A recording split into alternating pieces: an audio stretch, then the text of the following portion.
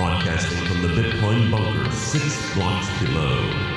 Brandishing the blockchain to fight good versus evil. This is Bitcoin versus the man. This is the battle of the century. This is the Mad Money Machine. Hello everybody, I'm Paul Boyer. Welcome to what, let's call episode 4, shall we, of the Mad Money Machine for January 23rd, year of our Lord 2014. Yes, the schedule we've settled on now is Thursdays, so set your podcast capture device for then. Coming up on this episode, we will look at one of the key fundamentals of Bitcoin, and that is hashing. We'll also dig down into the details of the Silk Road seizure, and we'll compare Bitcoin versus gold. Also, we'll talk about something very interesting that came out within the last week, and that is stealth addresses.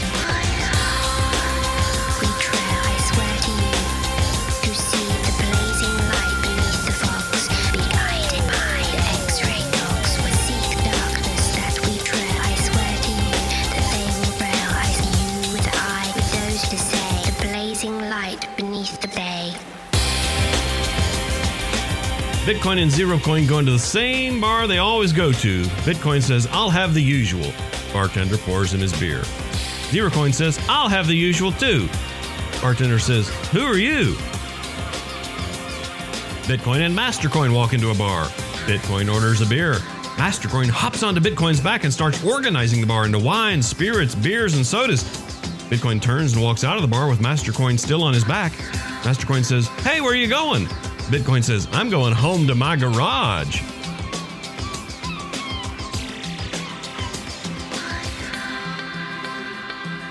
The Sacramento Kings announced they will accept Bitcoin as payment for tickets, jerseys, hot dogs, and beer, making them the first major sports team to announce they will accept the currency of the future. And at those prices, I hope you bought your Bitcoins in the past. The other story, Vivek, involving you at least, is that because of your affiliation with the Sacramento Kings, they're becoming, through you, the first professional sports franchise in the country to accept Bitcoin. You talk about the bad guys. That's certainly one of the things that people worry about when it comes to the currency. Why do you think it's safe? Well, I believe that it's hit that tipping point where it's gone from being a curiosity to actually being a legitimate form of commerce. And my kids and their friends would ask me why the Kings didn't take Bitcoin.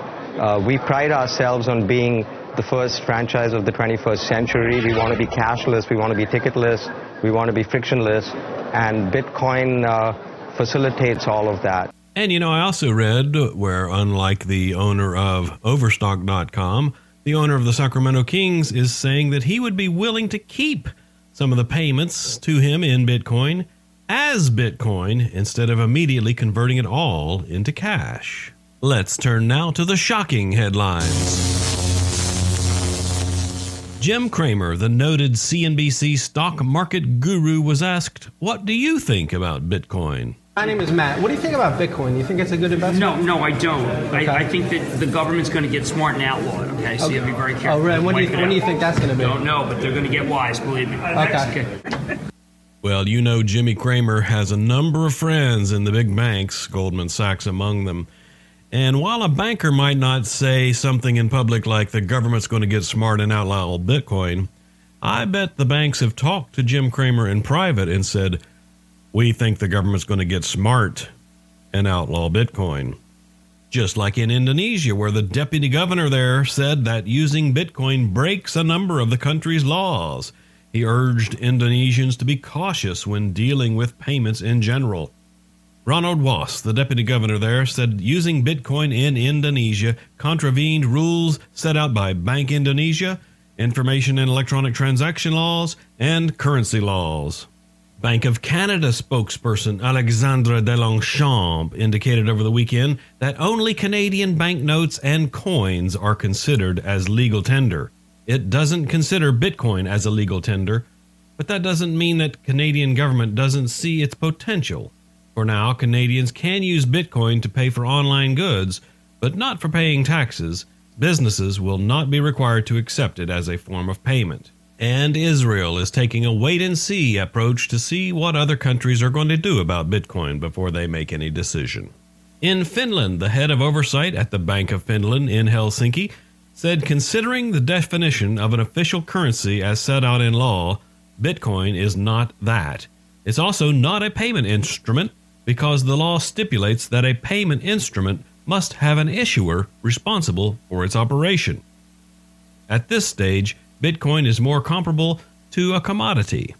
We can certainly see that a lot of countries are struggling with how to deal with this new digital currency, Bitcoin. And I just wonder, maybe a good idea would be for someone representing Bitcoin to draft some sort of legislation that can be copied for all the various states to use to really define how Bitcoin should be lightly regulated. In other news, lead developer Gavin Andresen of the Bitcoin Foundation said he is going to speak at the Council on Foreign Relations on February 6th. Here's some advice, Gavin. Don't say anything. Don't answer any questions.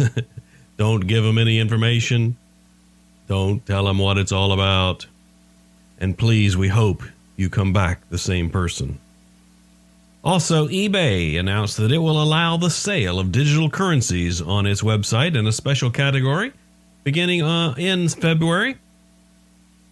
What we'd rather hear, of course, is that eBay would allow people to sell and exchange products for Bitcoin instead of using PayPal. Well, that's enough of the shocking news this week. Let's pull something out of the Madman Machine Bitcoin Tool Crib. Well, if you have a wallet at blockchain.info, they will email you when a transaction happens on one of your Bitcoin addresses. But if you keep a wallet on your own computer, such as with Bitcoin-QT or with Electrum, how will you know if somebody sent you any money unless you look in your wallet? Now there's a way. You can use coinspy.io to notify you when you get Bitcoin transactions happening on one of your addresses. Simply go out to coinspy.io, enter the Bitcoin address you'd like to have spied on, enter your email address, and press go. That's all there is to it. Then when something happens on that Bitcoin address, you will get notified. Now note, it doesn't have to be your Bitcoin address. It can be somebody else's Bitcoin address. And also note that as of this episode, there's currently no way to unsubscribe from one of those emails. So I wouldn't sign up for a Bitcoin address that gets a lot of hits. Also, if you'd rather retain some privacy on your Bitcoin address, don't attach your email address to your address using coinspy.io. Well, that's the first Bitcoin tool of the week. How about a bonus Bitcoin tool of the week? I'm running on a Mac. I'd recommend you go to the Mac App Store and download Bitcoin Ticker. For your menu bar at the top of your screen, it simply gives you the current price of Bitcoin on the exchange that you choose: Bitstamp, BTCE, Camp, BX, Coinbase, Local Bitcoins, or Mt. Gox. You can have prices shown in dollars, euros, or British pounds. Well, there you have them this week. Bitcoin tools of the week, coinspy.io, and Bitcoin Ticker. These are your Bitcoin tools of the week. And like the best things in life, they're free. The best things in life are free. You can keep it for the birds and bees, knocking me money.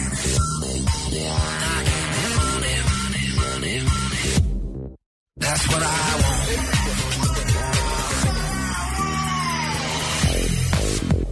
Well, hey, remember on the last episode I talked about going to the DC Bitcoin meetup and how it was kind of far, and I would attend one if it was in Reston or further west. Well, just a couple days after the show aired, I got an email from Brian Hoffman saying, why don't we start a meetup in Reston? And so he's gone out to meetup.com. He has started a meetup for Northern Virginia Bitcoin users, and there are already 7 of us on the roster. If you live in or near Reston, Virginia, and would like to come out for an informal meetup, go out to meetup.com and check us out. The BitGive Foundation is a nonprofit charitable giving organization leveraging the power of the Bitcoin community to improve public health and the environment worldwide. Help us demonstrate the significant impact of Bitcoin in addressing these critical issues on a global scale. Support international giving in Bitcoin. Please visit our website at www.bitgivefoundation.org. That's www.bitgivefoundation.org.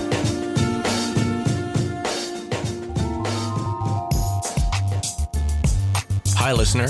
Here at Let's Talk Bitcoin, we're building a global network of correspondents able to contribute on-the-ground perspective when cryptocurrency-related information comes across their filters.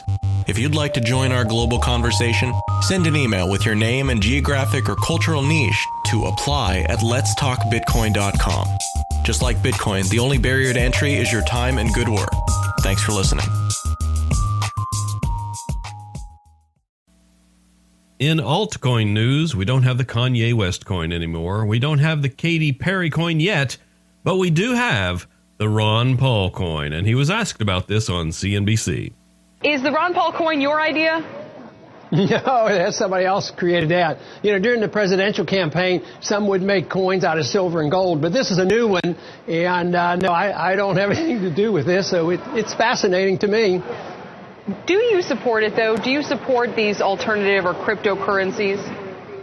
Yes, and I think that's why they named it the Ron Paul coin, because I have been for a long time advocating, competing currencies, because I'm not too high on our own currency, and I think alternative is a good method.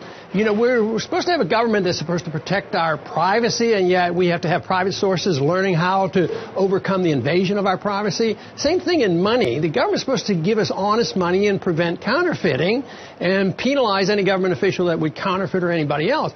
But here today, the government is the counterfeiter. They create $75, $85 billion a month out of the clear blue, and now this is a private alternative to the abuse of government, and I don't understand all the computer technology of the bitcoins and the other alternatives. Well, as long as there's no fraud involved, I'm all in favor of competition.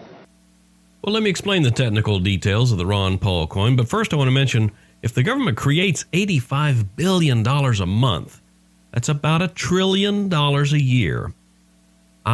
I would settle for 1/1,000,000th of what they create every year. Just $1 million. Slide it over to me. Nobody will ever even miss it, would they?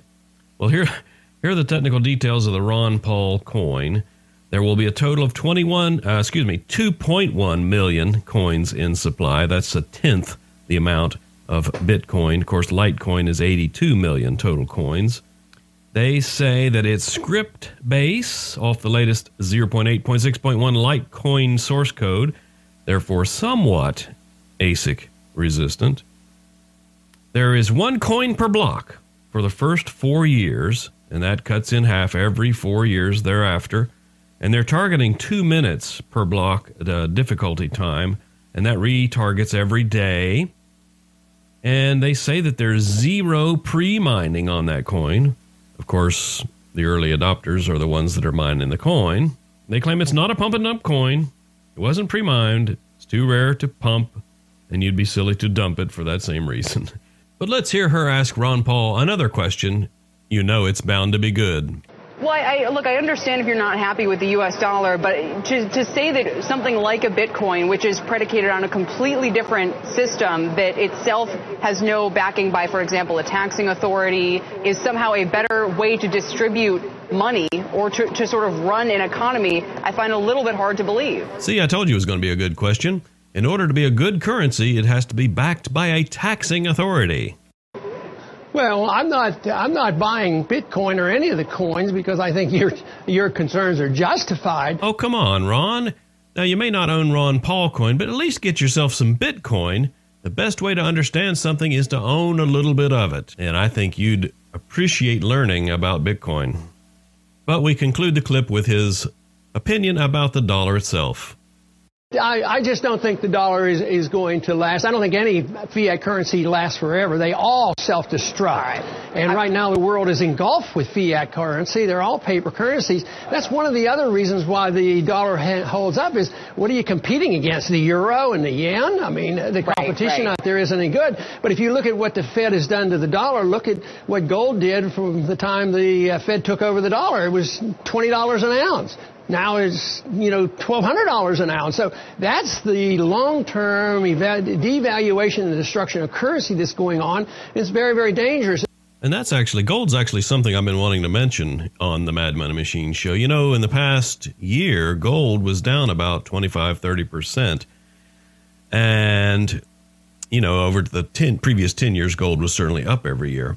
I just wonder, and I'm thinking, and I've heard this in one other place, but I'm wondering and thinking, is it possible that a little bit of that luster of gold has been worn off because of the growing popularity of Bitcoin? I've heard, for example, at the Pork Fest, where a couple of years ago, people were trading around little silver dimes and things in order to buy things, that in the most recent years, 1 or 2 years, they have gone mostly to Bitcoin. That reduces the demand for precious metals. Worth considering.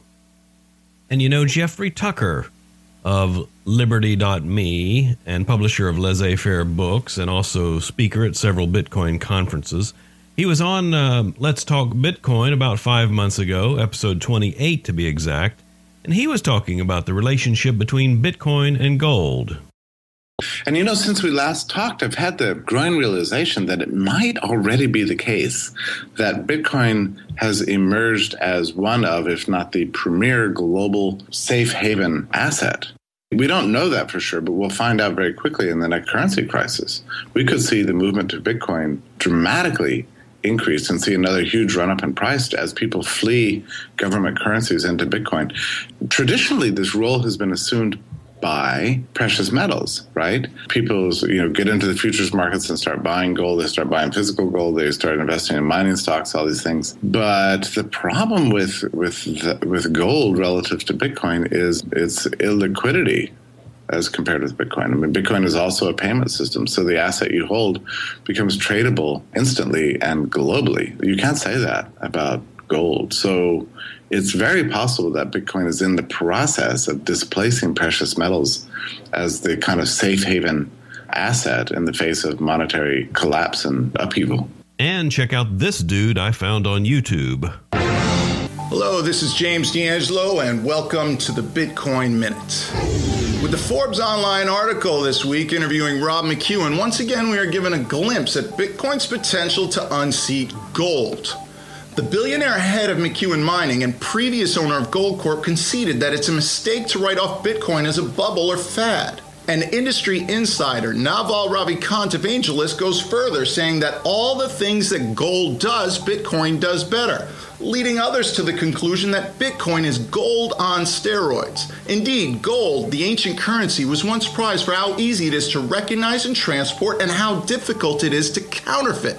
But in this global economy, the weight of gold is now its greatest burden. Gold is a nightmare to transport and impossible to send over the internet. While Bitcoin has the very sci-fi aspect of brain storage. Bitcoins, unlike any other money, can be stored just in your mind. Clearly helpful if you're crossing government borders. For the first time in history, gold has met its match. When it comes to inflation, transport, trust, counterfeiting, and usability, Bitcoin stacks up pretty good against a precious metal. So, as gold prices tank in recent months, one can only wonder if Bitcoin's surge and Cyprus's troubles have anything to do with the fall. And others have suggested that as Bitcoin's price multiplies ever higher, bringing the masses further into the fold, whether we are seeing the beginning of the world's first digital gold rush. Also in the news this past week, related to gold, Arizona introduces State Bill 1096, gold and silver as legal tender. It may not be state bill, it may be Senate bill, but whatever. Arizona may become the second state after Utah to recognize gold and silver as legal tender authorized for payments of debts and taxes. The bill would allow businesses and state government to accept payments in gold or silver. It's not a mandate, but would simply allow those that wish to exchange goods and services for gold to do so legally without additional taxes and fees. Article out of 10th Amendment Center about this says that the United States Constitution states in Article 1, Section 10, quote, "No state shall, make anything but gold and silver a tender in payment of debt," unquote. The Constitutional Tender Act is a big step towards that constitutional requirement, which has been ignored for a long time in every state of the country. Such a tactic would achieve the desired goal of abolishing the Federal Reserve System by attacking it from the bottom up, pulling the rug out from under it by working to make its functions irrelevant at the state and local level. And of course, us Bitcoiners would like to suggest that maybe Arizona and Utah would look at perhaps a constitutional amendment for the United States Constitution to make Bitcoin a legal tender in states as well. You know, the Constitution has a provision in it, Article 5 actually. Article 5 of the Constitution says, on the application of the legislatures of 2/3 of the several states to call for a convention proposing amendments to the Constitution. And when those amendments are ratified by the legislatures of 3/4 of the states, it gets added in as an amendment to the U.S. Constitution. All right, so everybody in your various states, start contacting your state legislatures, your state legislators, and have them get together for a national convention to propose an amendment to the Constitution that allows Bitcoin to be legal tender in the United States.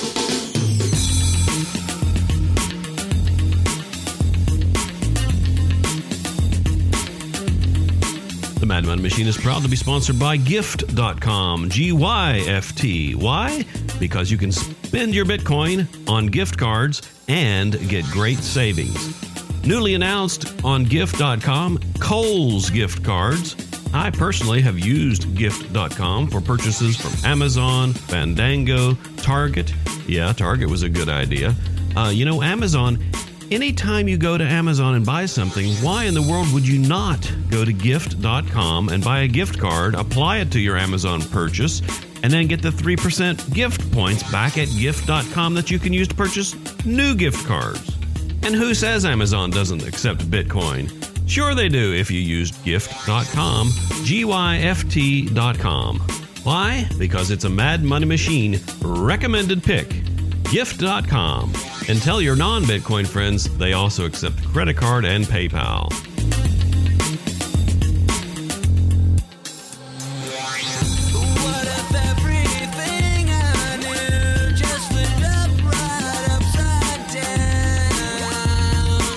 Let's spend some time right now going over some Bitcoin fundamentals. You know, every good golfer frequently reviews the fundamentals of their game, their grip, their stance, their posture, the timing of their swing. That's what makes them great. Well, I realize you are already a Bitcoin expert, but still we need to review some fundamentals about Bitcoin from time to time to make us really great as well. Today's fundamental we're going to look at is one of the core fundamentals of Bitcoin, and that is the hash algorithm. What is a hash? Hash is an operation on a set of input data that produces an output value that's typically much smaller than the input data, and hash functions almost always go only one way. That is, a hash function provides a unique number for a set of input data. You can't reconstruct the input data from that unique number. Hash functions typically take the input data and manipulate it in such a way that the output hash value is extremely unique. It does this using a variety of binary operations which scramble the bits of the input data into the output hash signature or number. The function always creates the same hash value when given exactly the same input value. Change one tiny piece of the input value, the output value is radically, dramatically changed, nothing like the other hash value without the change. What are some of the algorithms used in hash functions in Bitcoin? There are two of them, SHA-256 and RIPEMD-160. SHA stands for Secure Hash Algorithm with 256 bits. And RIPEMD stands for Race Integrity Primitives Evaluation Message Digest. That's why we call it RIPEMD. 160 is the number of bits in RIPEMD. Well, the theory is that if SHA-256 is such a great hash function, then the chance of collision, that is, two different inputs achieving the same hash number, well, the chance of that is so low that you don't even need to consider it as a possibility. Where are hashes used then in Bitcoin? One of the most important places is in mining. The hash function is used as a proof of work in mining, where the mining algorithm takes the data in a block, hashes it, and tries to create a hash value that's smaller than some target value. It can change the computed hash value by adding a number into the block called a nonce. They increment that number. The hash value, which radically changes, is tested against the target hash value that's required in order to successfully mine that block.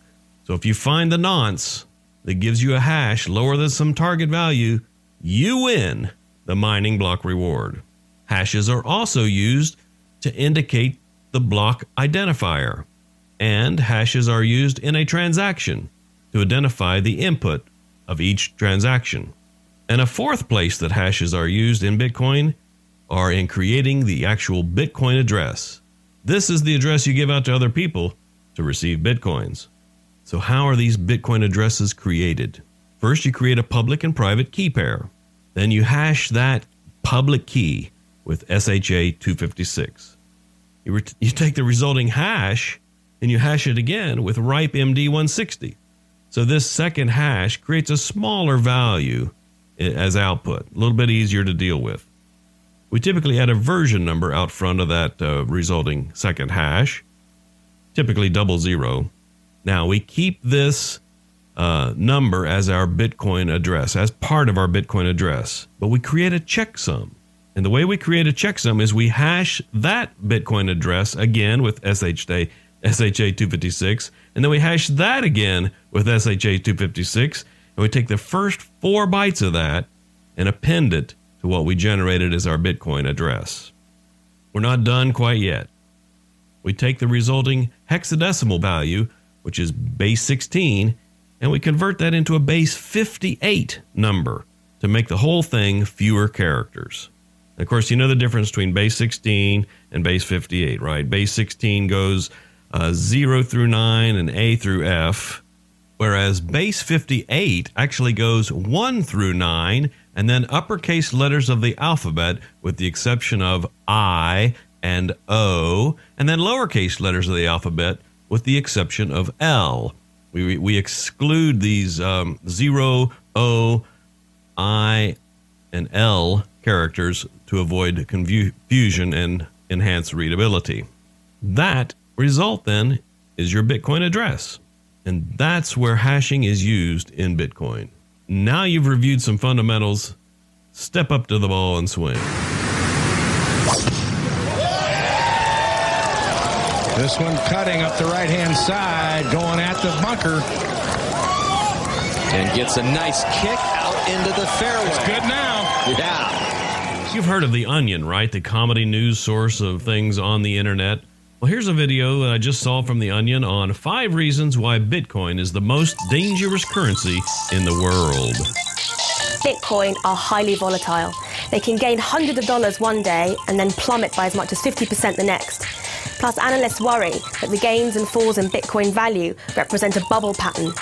And not to mix metaphors, but wherever there's a bubble, there's usually a crash. Bitcoin is funding the dark web. Bitcoin is the currency of choice for arms traders, drug peddlers, and even assassins. A terrifying marketplace has sprung up on the anonymous web platform Tor, which stands for the Onion Router. This imaginatively titled assassination market allows anonymous users to place Bitcoin bounties on the head of any government official. The taxman is on to Bitcoin. Anyone accepting Bitcoin for goods or services, beware. The US government is investing heavily in a new IRS department which will target those who are looking to evade tax through Bitcoin. There's no official guidance as yet, but if more and more retailers start accepting Bitcoin, they'll have to state a position. Bitcoin could be stolen by hackers. Late last year, Bitcoin Internet Payment System, a Denmark-based processor of Bitcoin payments, suffered a denial of service attack. But this was merely a smokescreen for a simultaneous hack in which 1,300 Bitcoin was stolen from users. The digital heist netted the hackers over $1 million in Bitcoin. And because Bitcoin are untraceable, there's no way of getting them back. When they're gone, they're gone. If you lose the private key required to access your Bitcoin, they're gone forever. Last year, James Howells accidentally threw out a hard drive containing his unique key, and he lost $9 million. When I realised what I'd done, it was a oh my god moment. The hard drive ended up in a landfill site in South Wales. As there's no central server which logs the transactions or the unique key, there's no way of getting those Bitcoins back. Devastating, really. Oh, you know, I just realized why that wasn't all that funny. It's actually not The Onion. That is The Telegraph in UK. Reporter Rebecca Byrne-Callender, yeah, that's her name, did that video, which is kind of funny, but not in the way The Onion is funny. But I just wonder if she would do a report on 5 reasons why the U.S. dollar is the most dangerous currency. Number 1, the U.S. dollar has lost 97% of its value in 70 years. Highly inflationary. It's not even a bubble. It's just one massive crash. 2, U.S. dollars is the currency of choice for arms dealers, drug dealers, terrorists, and assassins. A terrifying marketplace exists out there where people hire assassins to kill others and pay them using U.S. dollars. 3, anyone accepting U.S. dollars for any goods or services, beware. The IRS is investing heavily in taxing you, no matter where you are in the world. Number 4, U.S. dollars can be stolen by anyone. No special skill are needed. Unlike hacking Bitcoins, in fact, just last year, thieves stole $45 million in ATM hacking. And 5, if you lose a wallet full of dollars, the money is gone for good. There's no way to trace the bills and to get them back. Well, let's get right to it. I'm sorry I made you wait so long. Let's play a round of the world's favorite game, Guru Roulette. I've replaced the numbers on a roulette wheel with the names of Bitcoin gurus. I'll spin the wheel and roll the marble. And for the selected guru, give it a little background on their Bitcoin philosophy. So here we go. And the winner this time on Madman Machine episode number 4 is Milton Friedman. Milton Friedman, born July 31st, 1912, and passed from this mortal coil on November 16, 2006, was an American economist, statistician, and writer who taught at the University of Chicago for more than 3 decades. He was a recipient of the 1976 Nobel Memorial Prize in Economic Sciences and is known for his research on consumption analysis, monetary history and theory, and the complexity of stabilization policy. Well, he was interviewed in 1999, and he had some prescient words to say about the rise of Bitcoin. So that I think that the internet is going to be one of the major forces for reducing the role of government. The one thing that's missing, but that will soon be developed, is a reliable e-cash, a method whereby on the internet you can transfer funds from A to B without A knowing B or B knowing A. The way in which I can take a $20 bill and hand it over to you, then there's no record of where it came from. And you may get that without knowing who I am. And that kind of thing will develop on the internet, and that will make it even easier for people to use the internet. Of course, it has its negative side. It means that the gangsters, the people who are engaged in illegal transactions will also have an easier way to carry on their business. Oh, you just had to throw that in at the end there, didn't you? Doggone it. Well, of course, Milton Friedman predicted the rise of Bitcoin 10 years before it actually was invented. Now, interestingly, Milton Friedman's son is David Friedman, and he is known as a libertarian theorist and anarcho-capitalist. And David Friedman's son, Milton's grandson, is Patri Friedman, who was the executive director of the Seasteading Institute, founded in April 15, 2008, with a $500,000 donation by PayPal co-founder Peter Thiel. Well, unfortunately, Milton didn't live to see the Seasteading Institute or be able to live in it or on it. But nonetheless, we congratulate Milton Friedman. You're the guru on the Madman Machine episode number 4.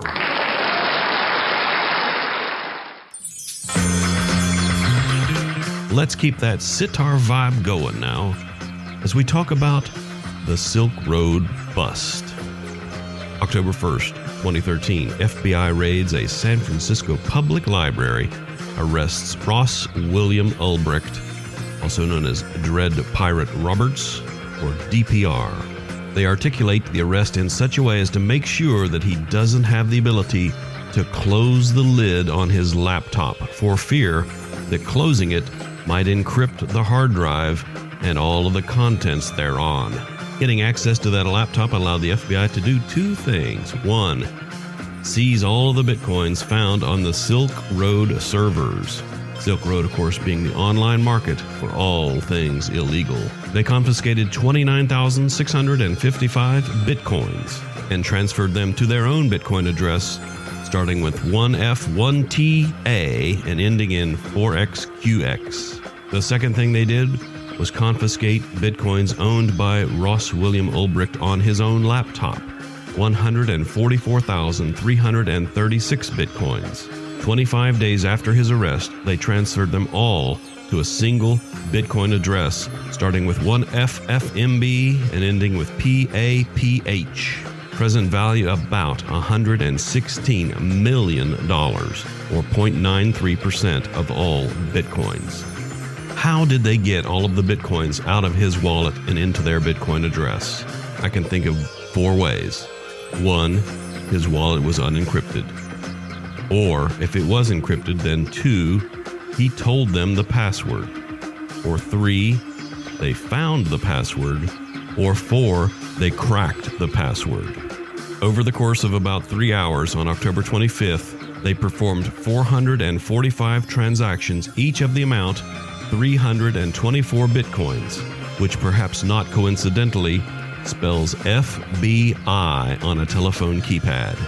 If you take that Bitcoin address and translate it into poetry, it becomes explode egg catch, stage give heat, enter usually nerve poet cheap, job shelter drink. However, this single Bitcoin address seems like a lucrative target for miners to try to attack and create the private key that matches their public key. If a miner somewhere, say in China, spent their resources trying to find that private key, and in the unlikely event that they did, they would be able to transfer the entire 114,341 bitcoins to their Bitcoin address. So the FBI owns these 2 lucrative addresses, one from the Silk Road and one from DPR. They've indicated they want to sell the Silk Road bitcoins, perhaps at an auction, perhaps at a single large sale by U.S. Marshals. Here are some suggestions for the buyer of those bitcoins. 1. Have the government send those coins to their own key. Don't just get the password to the existing private key. This way you know that you're the only one in control of that amount. 2.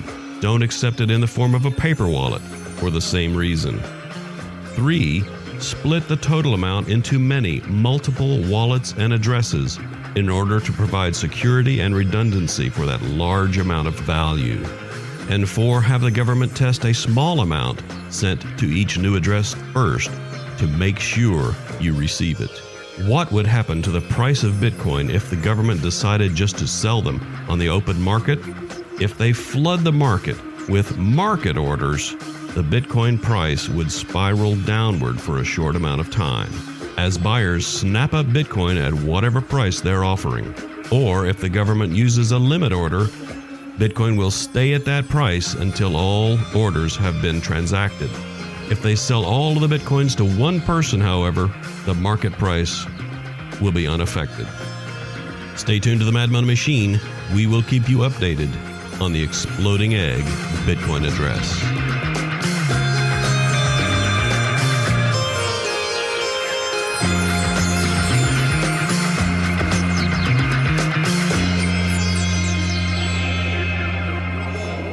Let's take a minute to look at the market.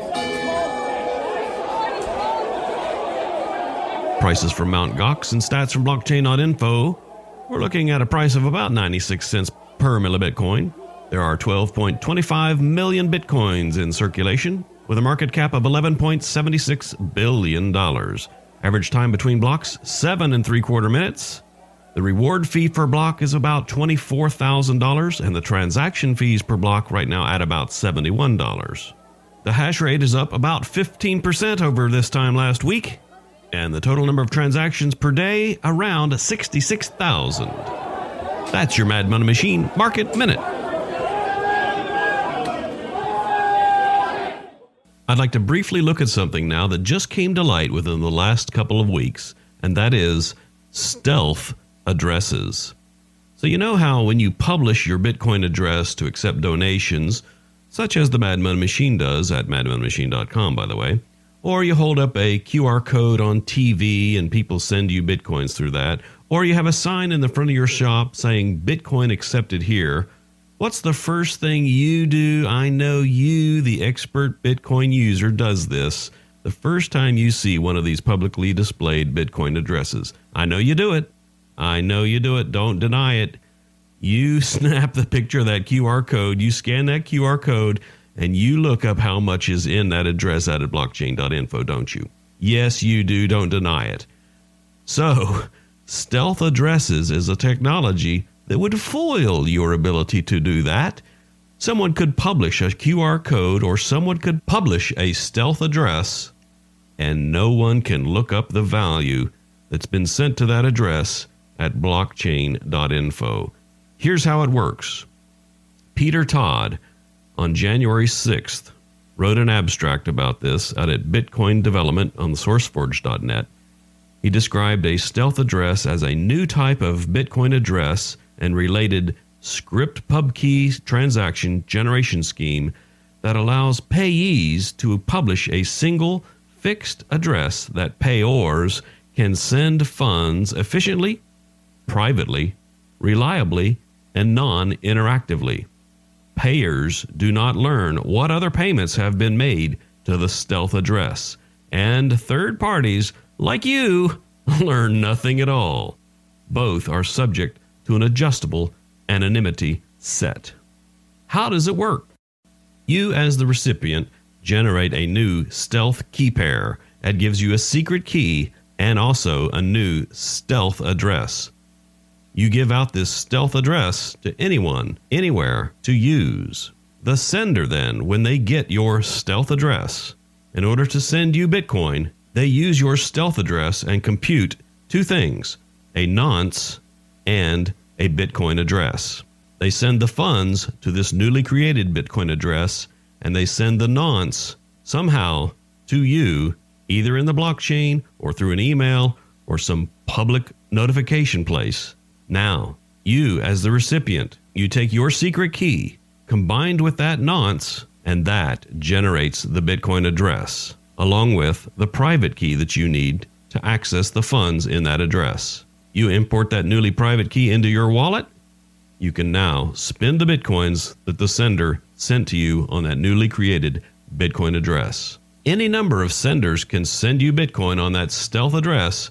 None of them can see how many or what amount of Bitcoin have been sent to you on that stealth address. Well, I think stealth addresses would be a great thing to be included by default in wallets everywhere for people who accept donations like me, for storefronts, and for guys who hold up QR code signs on TV.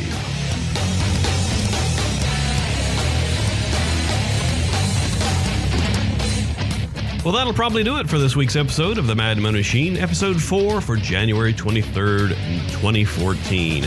I'm Paul Boyer, saying it takes money to make money, and it takes Bitcoin to make a Mad Money Machine. I'll see you next Thursday. In the meantime, buy some Bitcoin, spend some Bitcoin, perhaps donating it to the Mad Money Machine, and then replenish your Bitcoin. Email me, bitcoin@madmoneymachine.com. For secure email, see my CryptoKit GPG key on my About page at madmoneymachine.com. At Facebook, find me at Mad Money Machine. Twitter, I'm Mad Money Machine. And also at Reddit, guess what I am? Mad Money Machine.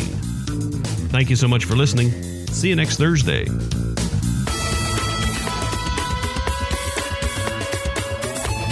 If you'd like to donate to the Madman Machine, send your Bitcoin to 1 uppercase G, lowercase 0, uppercase Z, lowercase z, uppercase Z, uppercase B, lowercase q, uppercase G, 59, uppercase V, lowercase y, uppercase D, uppercase V, lowercase e, uppercase N, uppercase R, uppercase A, lowercase j, lowercase s, lowercase c, uppercase P, lowercase w, uppercase r, uppercase L, 4, lowercase g, lowercase u, lowercase o, lowercase v, uppercase w, and uppercase g.